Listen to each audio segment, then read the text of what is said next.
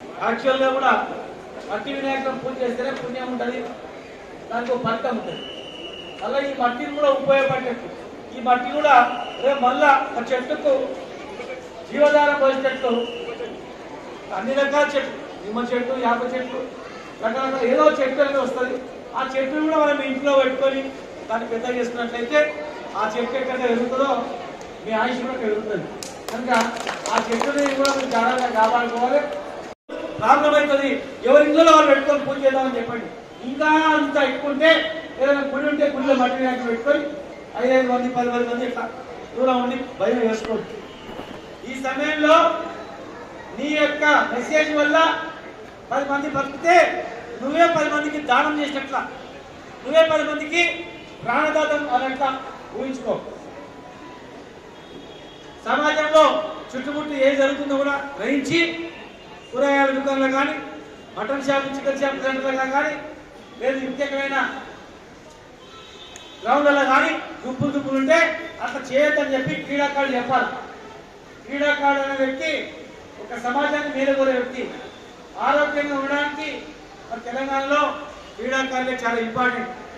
కనుక మిమ్మల్ని చూసి 10 మంది తయారు కావాలి. కనుక ఇలా మా చెల్లెలిద్దరు, మా నికా చెల్లి గారు కష్టపడి స్వశక్తితో ఇలా ఈ స్థాయికి వచ్చింది. ఇప్పటికి కూడా ధైర్యంగా ముందుకు వెళ్తా ఉంది.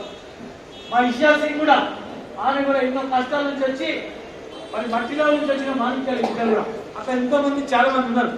కనుక దయచేసి తక్కువ వచ్చినా కూడా మీరు కిందికి వంగి దగ్గర మీరు దగ్గుతున్నారు కానీ కష్ట దగ్గుతున్నారు, వంగి దగ్గర దగ్గుతే తగ్గే పెద్ద డేంజర్.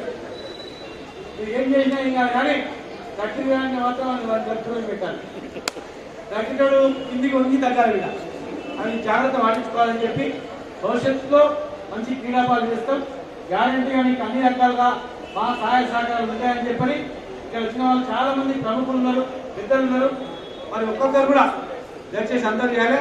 మా జగన్మోహన్ గారు స్కూల్స్ ఉన్నాయి, దయచేసి అన్ని ప్రైవేట్ స్కూల్స్తో మాట్లాడి మరి స్కూళ్ళల్లో ఉన్నటువంటి స్టూడెంట్స్ ద్వారా కూడా మా జగన్మోహన్ గారు మరి వాళ్ళు కూడా మంచి మెసేజ్ ఇచ్చే కార్యక్రమం చేయాలని చెప్పి మరి మిగతా వాళ్ళు ఎవరెవరు ఉన్నారో ఒక్కొక్క సంస్థ వాళ్ళు ఒక్కొక్క దానిగా దీన్ని పాయలుగా వాళ్ళు కూడా కార్యక్రమం చేసి నిర్వహించుకోవాలని చెప్పి మీ అందరూ కూడా తెలియజేస్తూ మరి గ్రీన్ ఇండియా ఎక్కువ గణేష్ వాళ్ళకు, మా స్పోర్ట్స్ అథారిటీ వాళ్ళకు అందరికీ పేరు పేరున అభినందిస్తూ ఒక 10 మందికి ఇచ్చి వెళ్తాం. దయచేసి మిగతా వాళ్ళకు అక్కడనే కూర్చోండి వచ్చండి ఇస్తారు, లేకపోతే దూరం దూరం ఉండి రావాలి. డిస్టెన్స్ రావాలి.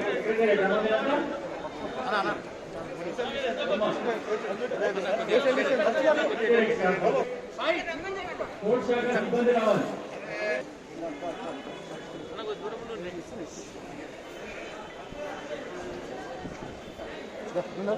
అనంతరం తెలంగాణ రాష్ట్ర క్రీడా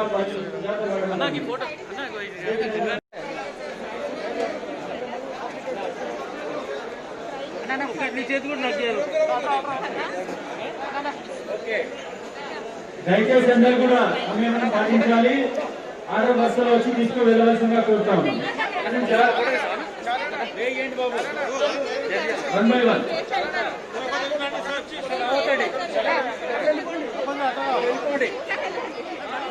దయచేసి తీసుకున్న వాళ్ళు ఉండాలి.